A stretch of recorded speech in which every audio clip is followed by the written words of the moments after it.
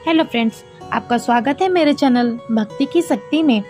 आज मैं आपके लिए छठ पूजा की कथा लेकर आई हूँ। अगर आपको ये कथा पसंद आए तो कमेंट बॉक्स में छठ मैया की जय अवश्य लिखें।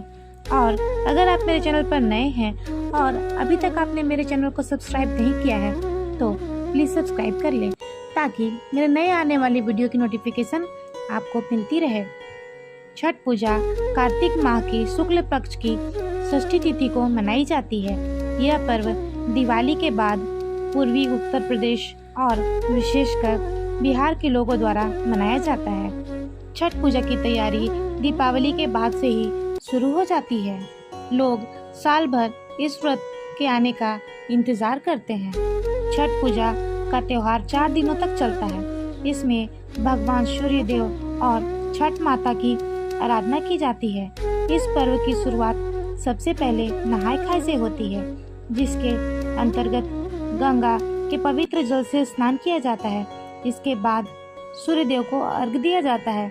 इसके बाद कद्दू की सब्जी, चने की दाल और भात का प्रसाद ग्रहण किया जाता है। दूसरे दिन खरना होता है, जिसमें व्रती दिन भर उपवास करती हैं और अन्न जल ग्रहण नहीं करती हैं। शाम के समय पूरी और खीर का प्रसाद बनता है, जिसे व्रती संध्या पूजन के बाद ग्रहण करती हैं। इस प्रसाद को ग्रहण करने के बाद से ही शुरू हो जाता है 36 घंटे का निर्जला उपवास। तीसरे दिन व्रती पवित्र नदियों के जल में स्नान करती हैं और डूबते हुए सूर्य नारायण देव को अर्घ देती हैं। और चौथे दिन फिर सुबह 4 बजे पवित्र नदी की उसी घाट पर उगते हुए सूर्य देव को अर्घ देकर छठ पूजा का व्रत पूर्ण करती हैं। माना जाता है कि जो माताएं या बहनें छठ पूजा का व्रत रखती हैं, उनकी संतानें दीर्घायु होती है। कुछ लोग छठ पूजा का व्रत संतान प्राप्ति के उद्देश्य से भी करते हैं। छठ मैया कौन है? धार्मिक मान्यताओं के अनुसार छठ मैया को भगवान सूर्य देव की बहन माना जाता है, जो मुख्यतः मनुष्य की संतानों की रक्षा करती हैं और उन्हें लंबी आयु का वरदान देती हैं। पुराणों में छठ देवी की 6 रूपों का वर्णन मिलता है, जिसमें इन्हें मातृ देवी की उपाधि दी गई है। जानकारी के लिए बता दूं कि नवरात्रि के षष्ठी तिथि को जिन कात्यायनी देवी की आराधना की जाती है, उन्हें ही छठ पूजा में छठी मैया के रूप में पूजा जाता है। शिशु के जन्म के 6 दिनों बाद इन्हीं देवी की पूजा की जाती है। इनकी पूजा से बच्चे को स्वास्थ्य और दीर्घायु होने का आशीर्वाद मिलता है। छठ पूजा मनाने के पीछे कई प्रकार की धार्मिक कथाएं प्रचलित हैं, जिनमें से एक कथा मैं आपको सुनाने जा रही हूँ। तो आइए कथा शुरू करते हैं। कथा के अनुसार किसी राज्य में प्रियव्रत नाम के एक राजा रहते थे। उनकी पत्नी का नाम मालिनी था। उनकी कोई संतान नहीं थी। इस कारण राजा और रानी बहुत दुखी रहते थे।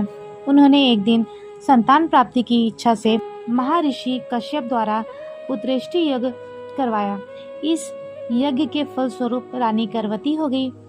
9 महीने बाद संतान सुख को प्राप्त करने का जब समय आया तो रानी को मृत संतान पैदा हुई। इस बात को जानकर राजा बहुत दुखी हुए। संतान शोक में राजा ने आत्महत्या का मन बना लिया और वन की ओर चले गए। वहाँ एक नदी थी। वह राजा जैसे ही नदी में आत्महत्या करने वाला था, तभी उनके सामने एक देवी प्रकट हुई।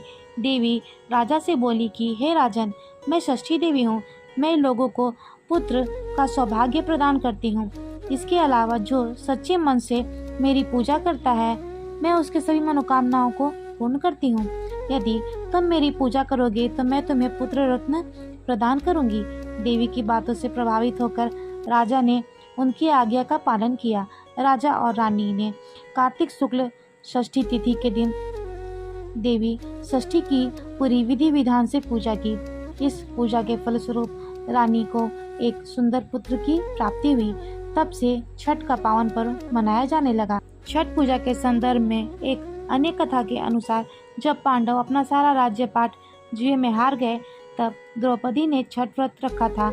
इस व्रत के प्रभाव से उसकी मनोकामना पूर्ण हुई तथा पांडवों को राजपाट वापस मिल गया। जय हो छठी मैया की। छठ पर्व की पूजा विधि। छठ पूजा में मंदिरों में पूजा नहीं की जाती है। छठ पूजा 4 दिनों तक चलने वाला पर्व है, जिसमें पहले दिन नहाय खाए का व्रत किया जाता है।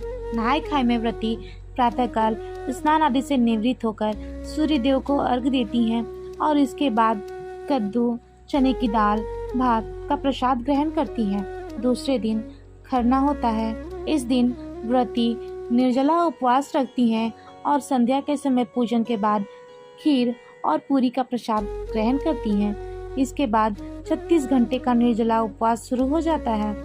तीसरे दिन पवित्र नदी या तालाब में जाकर व्रती स्नान करती हैं और डूबते हुए सूर्य देव को अर्घ देती हैं। छठ पूजा में अर्घ देने की एक विधि होती है। इस दिन सूर्य देव को अर्घ देने के लिए बांस या पीतल की टोकरी या सूप का उपयोग किया जाता है। बांस या पीतल की सूप से सूर्य देव को अर्घ दें।